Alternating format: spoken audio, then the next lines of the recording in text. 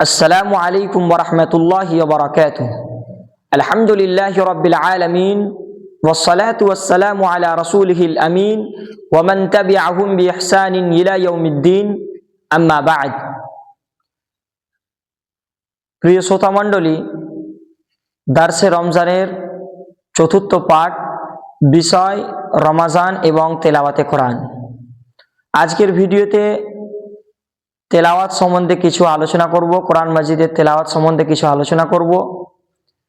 যে আল্লাহ রাব্বুল আলামিন এই কোরআনকে অবতীর্ণ করেছেন মানব জাতির হেদায়েতের জন্য, বা মানব জাতি এর কোরআন মাজিদের যে কথাগুলো বলা হয়েছে সেই কথার প্রতি আমল করে, তাই আল্লাহ রাব্বুল আলামিন কোরআনকে অবতীর্ণ করেছেন।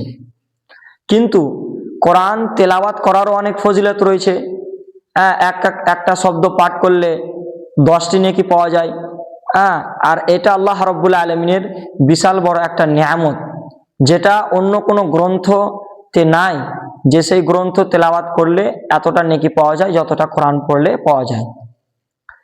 তাই আমাদের প্রত্যেকটা মুসলমান ব্যক্তির জন্য অপরিহার্য বললেই চলবে যে কোরআন মাজিদের তেলাওয়াত রমজান মাসে হোক কিংবা অন্যান্য মাসে হোক, এই কোরআন মাজিদের তেলাওয়াত করা দরকার। কেননা যে কোরআন মাজিদ বিশেষ করে রমজান মাসে তেলাওয়াত করা দরকার, কেননা আল্লাহ রাব্বুল আলামিন এই কোরআন মাজিদকে অবতীর্ণ করেছেন এই রমাজানুল মোবারক মাসে।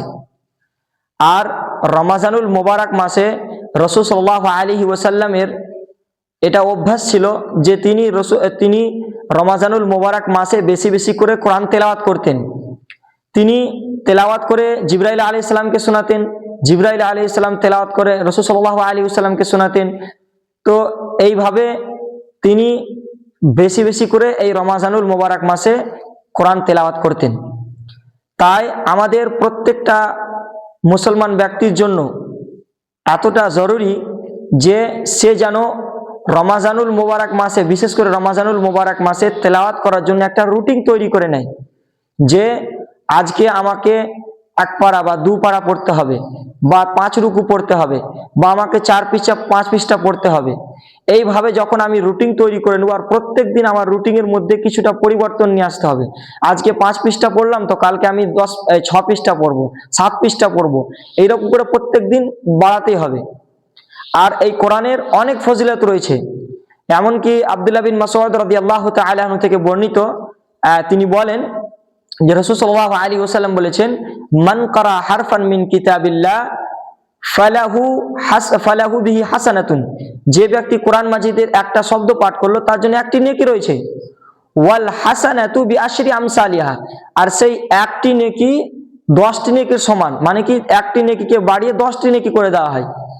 লা আকুলু আলিফ লাম মিম হারফুন, আমি বলি না যে আলিফ লাম মিম এটা একটা শব্দ, বলেন আলিফ একটা শব্দ, লাম একটা শব্দ, মিম একটা শব্দ। তো এখান থেকে কিন্তু স্পষ্ট হচ্ছে কি যে কোরআন মাজিদের একটা শব্দ যদি কেউ পাঠ করে তাহলে কিন্তু সে 10টি নেকি পাবে। এছাড়াও রাসূল সাল্লাল্লাহু আলাইহি ওয়াসাল্লাম বলেন, সহিহ বুখারীর হাদিস, যে ইকরাউল কোরআন, তোমরা কোরআন তেলাওয়াত করো, ইকরাউল কোরআন ফা ইন্নাহু ইয়াতি ইয়াউমাল কিয়ামা, এই কারণে যে কাল কিয়ামতের দিন সেই কোরআন পাঠকারীর জন্য সিফারিশ করবে আল্লাহ রাব্বুল আলামিনের কাছে। এছাড়াও অনেক ফজিলত রয়েছে, যে ইয়াকুলুল কোরআন, কোরআন বলবে যে মানাতুহুন নাওম বিল্লাইল, রাতে আমি ওকে ঘুমানো থেকে বিরত রেখেছিলাম, ফাশাফিনি ফিহি, তো তুমি সিফারিশ কবুল করো, তো তখন তার সিফারিশকে গ্রহণ করা হবে। তো এইগুলো অনেক ফজিলত রয়েছে কোরআন তেলাওয়াত করার। তাই আমার আপনাদের কাছে একটাই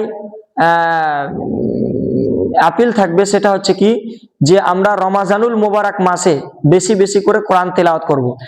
অনেক মানুষকে দেখতে পাওয়া যায় যে কোরআন তেলাওয়াত করতে বসে, পড়তে পারে না, তো সেই ছেড়ে দেয়, যে আমার পড়তে অসুবিধা হচ্ছে, তো কোরআন পড়া ছেড়ে দেয়। এটা করলে হবে না, যারা জানে তাদের কাছে যেতে হবে, শিখতে হবে। আর কোনো ব্যক্তি যদি রমাজানুল মোবারক মাসকে পেলো আর কোরআন মাজিদ তেলাওয়াত করলো না, তাহলে তার থেকে বড় হতভাগা আর কেউ নাই। কেননা এই মাস হচ্ছে কোরআন, এই মাসে কোরআনকে অবতীর্ণ করা হয়েছে।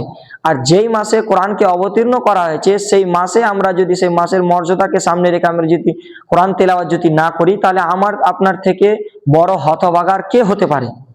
তাই আমি শেষে আল্লাহ রাব্বুল আলামিনের কাছে দোয়া করব, হে আল্লাহ রাব্বুল আলামিন, দোয়া করি হে আল্লাহ রাব্বুল আলামিন, তুমি আমাদের সকলকে বেশি বেশি করে রমাজানুল মোবারক মাসে তেলাওয়াত করার এবং অন্যান্য মাসেও জানে আমরা ধারাবাহিকভাবে কোরআন মাজিদ তেলাওয়াত করতে পারি।